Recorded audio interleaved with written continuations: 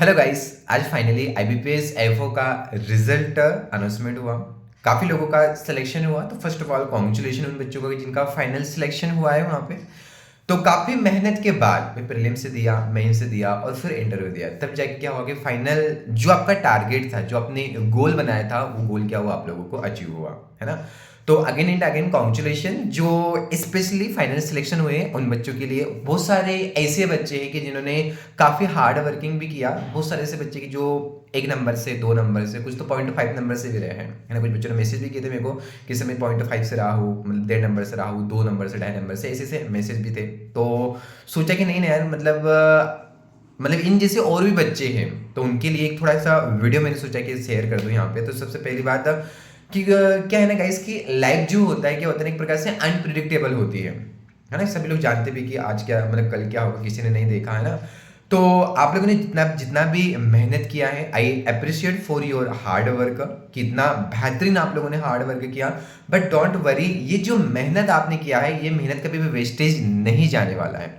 ये गारंटी मेरी है कि जो आपने मेहनत किया है ना, मेहनत कभी भी वेस्टेज नहीं जाने वाले, कहीं ना कहीं काम में आएगी।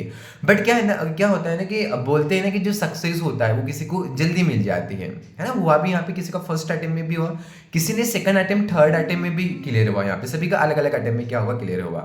लेकिन क्या होता है ना कि बहुत सारे ऐसे बच्चे भी है कि जिन्होंने 4-5 अटेम्प्ट दिए फिर भी फाइनल सिलेक्शन नहीं हो पाए। तो क्या होता है ना, सक्सेस होता है किसी को भाई जल्दी मिल जाती है, किसी को लेट मिलता है, बट मिलती उसी को है कि जो कंटिन्यूअसली, जो कांस्टेंट एफर्ट अपना बनाए रखता है। तो उदास न हुई है यहाँ पे कि आपका सिलेक्शन नहीं हुआ है, तो हम क्या करें सर अब, है ना। कोई बात नहीं है, नहीं हुआ, इट्स ओके। 1-2 दिन, 4-5 दिन का पोस्ट लीजिए फाइनली, दिन फिर क्या कीजिए, आप लोग रीस्टार्ट कीजिए। क्योंकि इस बार आईबीपीएस के जो प्रीलिम्स हैं, मेन से काफ़ी जल्दी होने वाले। नवंबर में आपका प्रीलिम्स हो जाएगा और दिसंबर में क्या हो जाएगा, मेन से हो जाएगा, है ना। क्या नोटिफिकेशन उसका आ भी चुका है, लगभग आप लोगों को पता भी है ना। तो और सबसे पहली बात रहा बात उन बच्चों के लिए कि जिनका भाई तीसरा या चौथा अटेम्प्ट है, सर फाइनेंशियल कंडीशन भी वीक है, अब हम करें तो हम क्या करें, है ना। क्योंकि अब हम नहीं कर सकते इतना, है ना। अब हम इतना नहीं कर सकते, आप करें तो हम क्या करें वहाँ पे, है ना।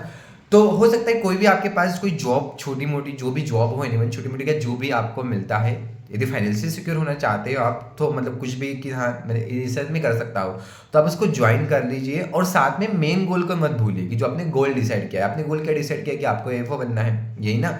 तो उसके साथ साथ इसको पैरेलल लेके चलिए। देखो, चीजें मैनेज करना आपके ऊपर डिपेंड रहता है, क्योंकि एक तैयारी होती है, 2 तैयारी प्रिपरेशन में हम लोगों को पता चलने लग जाता है क्या चीजें वही की वो रिपीटेशन होती है, लेकिन कहीं ना कहीं हम लेक कर जाते हैं, है ना।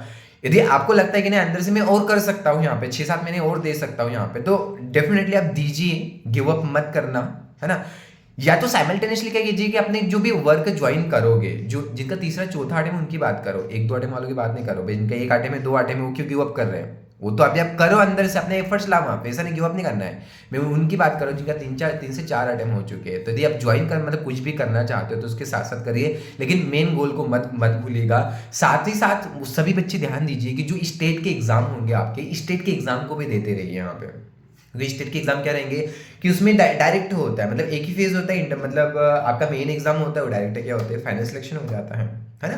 तो ज़्यादा से ज़्यादा फोकस स्टेट एग्जाम को भी कीजिए, एज वेल एज जो एग्जाम आपके सामने टारगेट हो, फ्रंट है आपके सामने, है ना। जो भी एग्जाम आपके मतलब सबसे पहले जो एग्जाम आते हैं, अब उन पर फोकस कीजिए, है ना। जो मेन गोल बनाए वो तो ठीक ही है, साइमल्टेनियसली उसको चलने देना, लेकिन मेन एग्जाम पे आप लोग फोकस जरूर कीजिए कि जो अभी जो फिलहाल में अभी आने वाले फर्दर एग्जाम, ठीक है। तो उदास न होइए, लाइफ है, होती जाती रहती है, किसी को सक्सेस जल्दी मिल जाता है, किसी को लेट मिलता है, बट डिमोरलाइज हम लोगों को नहीं होना है। एक पंक्ति के साथ इस वीडियो को मैं समाप्त करना चाहूँगा कि जिन बच्चों का फाइनल सिलेक्शन हुआ है और जो 1 या 2 नंबर से भी रह गए हैं, उन बच्चों ने भी काफ़ी हार्ड वर्किंग किया है। लेटर याद लगता है कि हाँ, मतलब वो चीज़ें मतलब क्या होती है, खुद मैंने फेल किया है ना।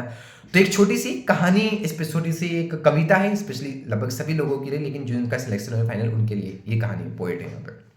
चलिए। जिसने सीकर जीता छुआ तुम कदम उसके मापना, जो वृक्ष फल लादे खड़ा है उसकी जड़ों को आंकना। वो कदम कितने घिस गए हैं मुश्किलों को साधने में, वो जड़ें कितनी थक गई है उन फलों को ठाने में। हमने इनको खड़ा देखा गिरना कभी देखा नहीं, हमने इनको खड़ा देखा गिरना कभी देखा नहीं। तब तक सफलता नहीं सची जब तक हार मिल जाती नहीं, जब तक हार मिल जाती नहीं। तो ये संघर्ष किया आपने और फाइनली इतने संघर्ष के बाद आपने इस मुकाम को हासिल किया। तो फाइनली कॉन्ग्रेचुलेशन सभी बच्चों को जिनका फाइनली सिलेक्शन हुआ है अगेन एंड अगेन, और जिन बच्चों का नहीं हुआ है उदास न होइए। लाइफ होती है अनप्रिडिक्टेबल होती है, कल किसी ने नहीं देखा, आप नहीं जानते हो कि आपकी सक्सेस कहाँ पे लिखी गई है। तो खुद पे विश्वास रखें, ट्रस्ट रखें, definitely you can do it. Thank you so much, see you again.